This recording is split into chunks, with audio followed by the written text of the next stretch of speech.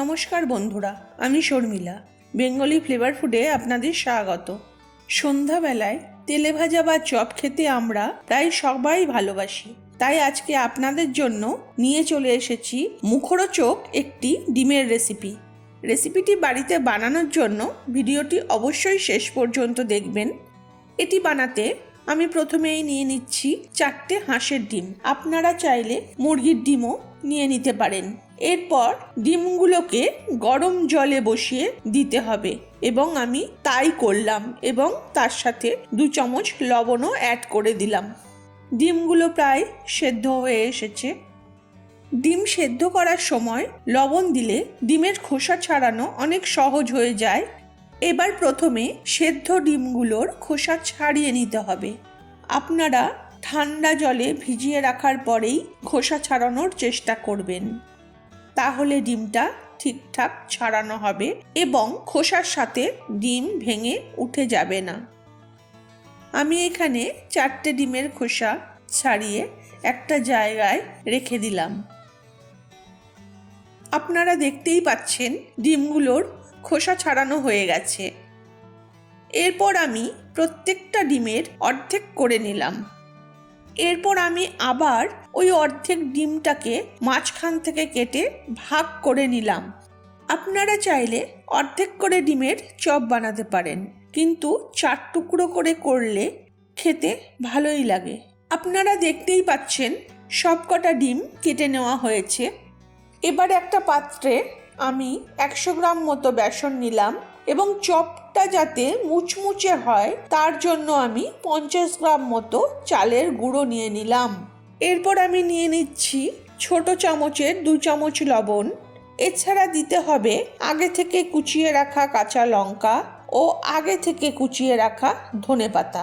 এবার জল দেওয়ার আগে ভালোভাবে সব কিছু মিশিয়ে নিতে হবে। এরপর সামান্য করে জল দিয়ে ব্যাটারটা ভালো করে মেখে নেবেন। একেবারে সম্পূর্ণ জলটা দেবেন না, জলের পরিমাণ বেশি হলে ব্যাটারটা পাতলা হয়ে যেতে পারে। আপনারা দেখতেই পাচ্ছেন ব্যাটারটার ঘনত্বটা কেমন হয়েছে। আপনারাও এই রকমভাবেই ব্যাটারটা গুলে নেবেন। এবার আমি কড়াইয়ে সাদা তেল দিয়ে দিলাম। এই সময় গ্যাসের ফ্লেমটা মিডিয়ামে রাখতে হবে। বেশি হাই ফ্লেমে রাখলে ভাজাগুলো পুড়ে যাওয়ার সম্ভাবনা আছে। এবার ডিমগুলোকে একে একে ব্যাটারে কোট করতে হবে।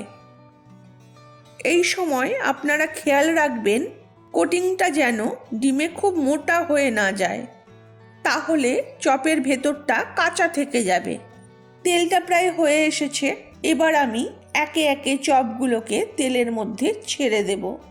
আপনারা খেয়াল রাখবেন তেল যেন খুব গরম হয়ে না যায়, তাহলে কিন্তু চপগুলো পুড়ে যাবে। এরপর চপগুলো হালকা বাদামি হয়ে এলে সেগুলোকে উল্টে পাল্টে ভেজে নেবেন।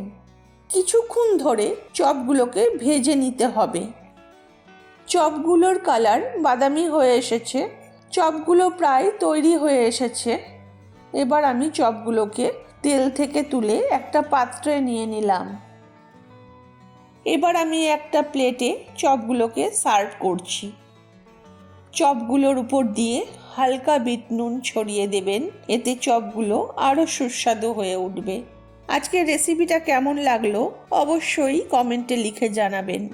লাইক করবেন, শেয়ার করবেন আর এই রকম নিত্য নতুন রেসিপি দেখার জন্য চ্যানেলটা সাবস্ক্রাইব করবেন আর বেল আইকনে ক্লিক করতে ভুলবেন না নতুন নোটিফিকেশন পাওয়ার জন্য। আপনারা দেখতেই পাচ্ছেন চপের ওপরটা কেমন মুচমুচে, ভেতরটা কি নরম। একবার বাড়িতে বানালে এই রেসিপিটা আপনারা বারবার বানাবেন। আজকের মতো তবে এইটুকুই থাক। আবার আসবো অন্য কোনো রেসিপি নিয়ে। নমস্কার।